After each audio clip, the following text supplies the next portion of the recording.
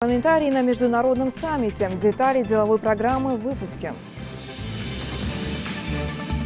По мотивам Твардовского показ моноспектакля «Ожившая память» прошел в Ингушетии. Разведчик Албаков был контужен и даже пленен. Наш корреспондент расскажет историю участника Великой Отечественной войны.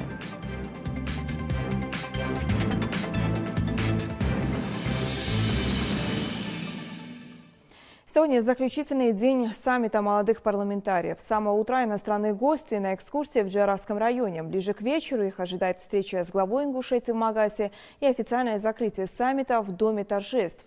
Новые друзья, единомышленники, интересное и полезное общение. В деловой программе мероприятия молодые люди делились своим представлением о реализации государственной политики. Именно они – активная и энергичная аудитория со своим мировоззрением и стремлением сделать мир лучше.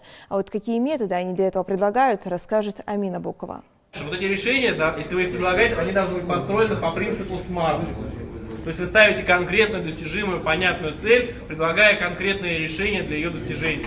Развитие Ингушетии на ближайшие 20 лет. Тема авторского тренинга руководителя программы «Школа политических лидеров», директора экспертно-аналитического центра РАНХИКС и члена ряда экспертных советов при Комитете Государственной Думы России Николая Калмыкова. В течение 2 часов участники саммита должны представить свои инициативы, которые могут благоприятно повлиять на развитие республики, будь то изменения в законодательстве или издание конкретного указа или поручения. Ну а для начала ребятам предлагают перечислить все структуры, которые могут глобально повлиять на развитие региона. Наука, да? Да. У вас один университет? Университет один? ВУЗ. ВУЗ один.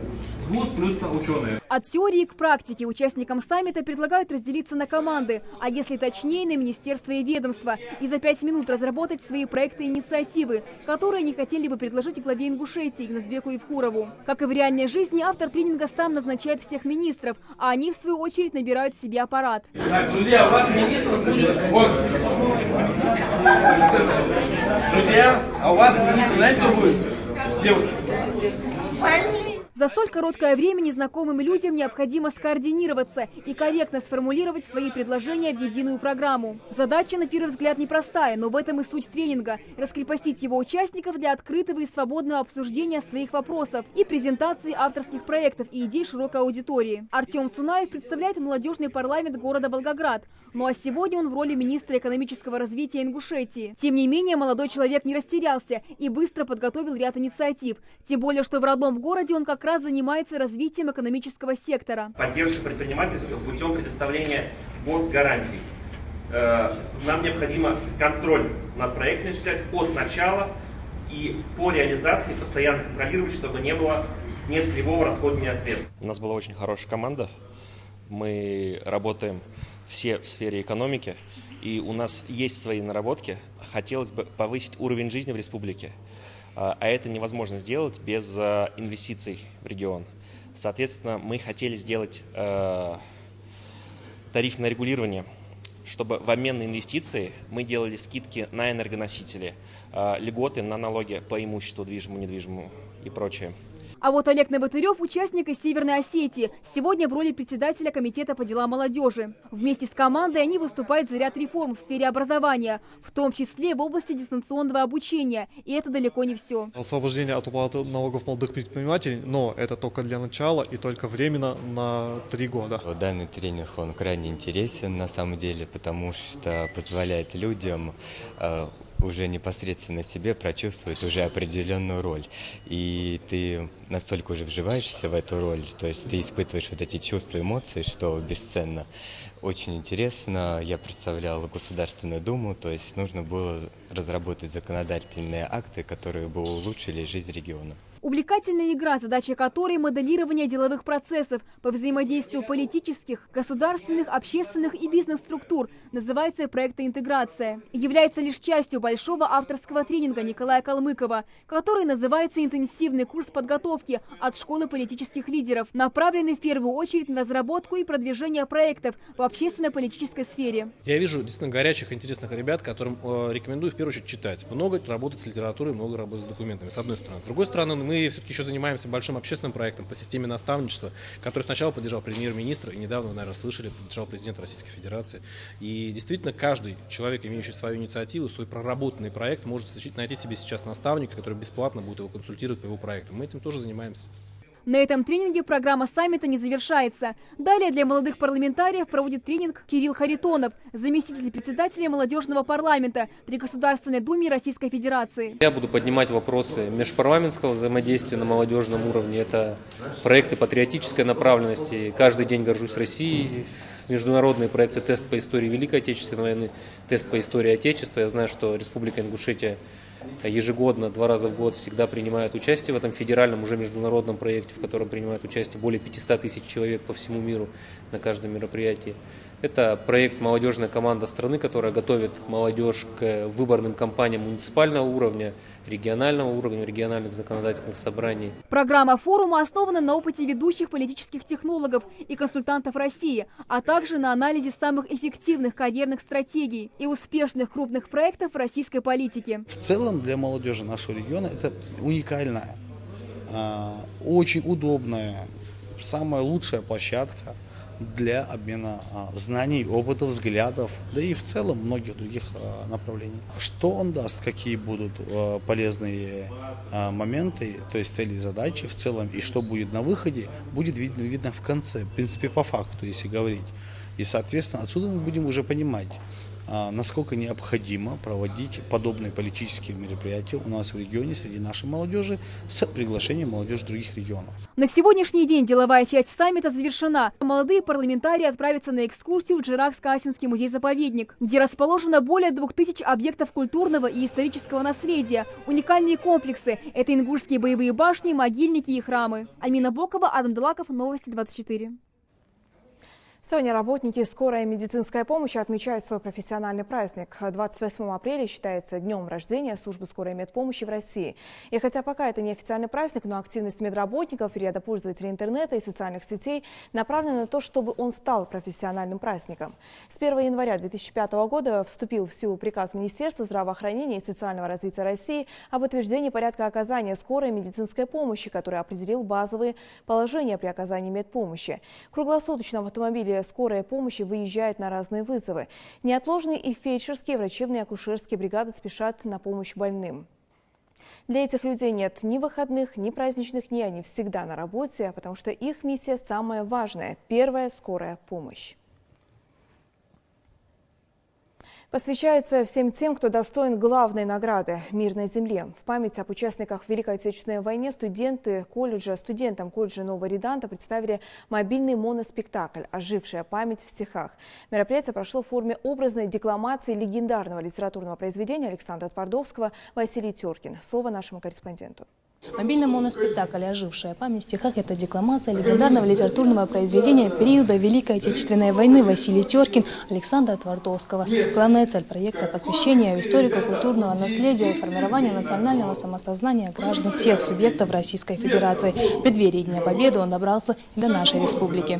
В поэме Василий Теркин Твардовский создал бессмертный образ советского бойца, который за внешней потешностью, несерьезностью раскрывает глубокий смысл, понятный каждому. Жизненный опыт лихого солдата, мастера на все руки и народного философа, сознающего, что правда правдой остается. Сегодня это произведение стало олицетворением патриотизма и духа нации. Своим небольшим во времени, но полным по содержанию и эмоциям выступлением режиссер и актер в одном лице Сергей Панфилов переместил слушателей в военные 40-е, что, казалось, сам Теркин рассказывает на привале. Подходил к селу в потемках и служил ему котомкой боевой противогаз.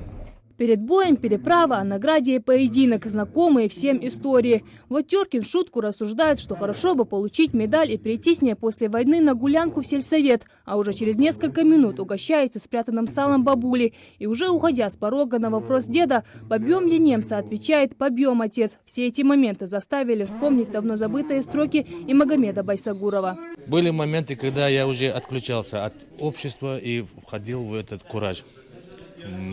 Был участником этого спектакля. Такие моменты были. Но, естественно, они впечатляют. И к тому же Василий Теркин – это давно забытое мое детство, юность. Я был тоже когда-то так играл этого Теркина, и поэтому сидел сейчас, вспоминал все те слова, которые он сейчас говорил, это я когда-то учил наизусть. Ожившая память в стихах – проект, получивший многочисленные положительные отклики от общественности. Идея его создания у Сергея зародилась давно, правда, реализовать получилось только в прошлом году. Впервые представлено на заочном этапе Всероссийского конкурса молодежных проектов. Его не только одобрили, а также подтвердили потребность его дальнейшем существовании на государственном уровне. Как признается сам автор, с самого первого дня он точно знал, какое произведение будет играть. Будучи на политзанятиях, столкнулся с этим произведением уже более в здравом уме и возрасте. Меня оно произвело очень высокое впечатление, что я не заметил, как выучил это произведение. Это 30 глав, это около 5 часов сольного выступления. И я загорелся идеей выступления. Это был 2014 год, а 2015 год – это 70 лет Победы. И я решил во что бы то ни стало принять участие в мероприятиях, посвященных Великой Победе. Пока спектакли в республике проходят в рамках тура по городам всей страны. Как признается сам Сергей, выступать здесь для него особо значимо. Ведь впервые свое творчество ингушскому зрителю он показал именно в городе славы. Приехав к вам в республику, я очень приятно был удивлен таким гостеприимством, которое было оказано мне. Мне очень приятно находиться в городе Малгобеке и в районе. Это очень памятное событие для меня, ведь эта земля она пропитана кровью сражений. Недаром Малгобек славится своей боевой и воинской доблестью. А спектакль и дальше, странствуя по различным городам страны, все так же будет возрождать память о погибших. Ведь, как предостерегал великий русский филолог и историк Василий Ключевский, народ, не помнящий своего прошлого, не имеет будущего. Жарайдат Халухоева, Рамазан Мержоев, Новости 24. В веках останется память о герое-защитнике Отечества Магомете Албакове. Всю Великую Отечественную войну он прошел разведчиком. На его счету немало подвигов и высоких наград. И одно из самых главных его достижений – это семья, которая помнит и рассказывает об отважном деде. Репортаж Хади Добриевой.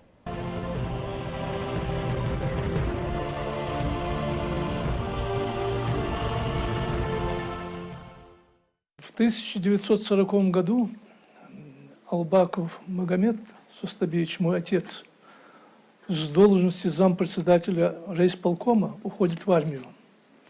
Дома у него остаются родители. Единственный сын у родителей Магомед Албаков был призван в армию в 27 лет и направлен в 11-й запасной танковый полк в город Луга Ленинградской области. Оттуда в сентябре его переводят в 24-й отдельный разведывательный батальон, который весной 41-го перебазируют в город Пушкин.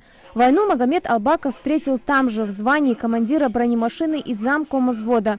Его батальон сразу же отправляют на передовую, а Магомед все время проводит в разведке с командиром Хрустицким. Он говорил, такой смелый человек. Я никогда не видел такого смелого боевого товарища. И очень тяжело переживал по поводу его кончины. Однажды они должны были вместе поехать в разведку, а у моего отца пошла носом кровь, и он не смог выехать. И Хрустицкий поехал вместо него. И в этом бою Хрустицкий погиб. Из разведки щитом борю. Суалыр. Конечно, тогда важно верстага хавалыш, хунус хватилыш халбах варзё. Сам ветеран о войне рассказывал часто, но немного, всякий раз обрывая себя на полусловие, не желая вспоминать все тяжести, пережитые в годы войны, но до конца вспоминал своих товарищей и командира, с которыми он прошел не один тяжелый бой. Он говорил, что с ним служил еще один чеченец. Он погиб во время разведки. И он похоронил его сам, как положено по нашим обычаям. Потом, после того, как он после войны демобилизовался и приехал, мы уже вернулись с Казахстана, он нашел его отца, он еще тогда был жив, и рассказывал ему, какой был его сын, как они служили, как они воевали. О боевом пути Магомеда Албакова родственники знают и из газетных статей того времени. Еще в 1941 году в октябрьском номере газеты «Известия» вышла статья под названием «Глубокая разведка», в которой напечатали о том, что под командованием старшины Албакова была полностью уничтожена вражеская разведгруппа. Сам старшина тогда получил контузию и 2 ранения. Biz hat ölüyor, de sir dışına. Soğuduk aç yetir, işte kur dom yeri kur ha etti. Ham bargi çıkış. Dokıcı ne kaç da dokıcı nabmıyor okuyor, adişan nabi iş yatış. İşte tel ha iti da dokuştuyor daha ji. Позже старшину Албакова направляют в 799-й батальон аэродромного обслуживания, действующего в составе Волховского фронта. А в 1943 году Магомеда отправляют в Московское военное инженерное училище на курсы повышения квалификации. Там он проучился до 1944 года, до своего увольнения и начала депортации. Его направляют на свалку леса в Зауралье. После нашей высылки, по ходатайству отца, то есть моего дедушки, в 1946 году он возвращается домой. Уже после войны Магомед Албаков был награжден орденом Отечественной войны второй степени, а его награды, полученные им на полях сражений, были потеряны. Восстановить их до сих пор не удалось. Ветеран ушел из жизни 18 лет назад, но у него осталась большая семья, 11 детей, 50 внуков и столько же правнуков. Но самое главное, он оставил о себе память как о герое войны и достойном сыне своего Отечества. Хадис Добрива, Тимур Карахоев, Новости 24.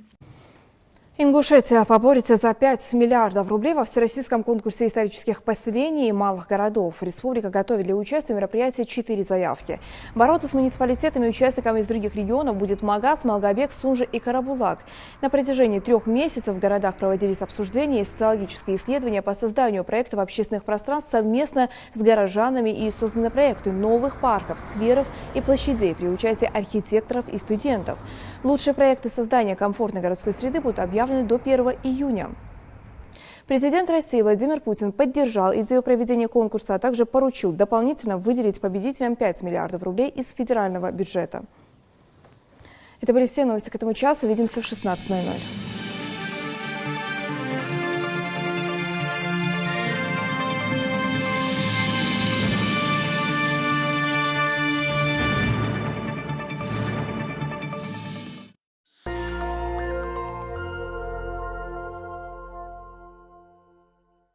Этот автомобиль может стать твоим. Соверши покупку от 5000 рублей в Поиск.com и получи свой шанс выиграть автомобиль и другие ценные призы. Акция действует по 21 июня 2018 года. Подробности в магазинах Поиск.com. Назрань, улица Евлоева, 41. Идеальную ванную комнату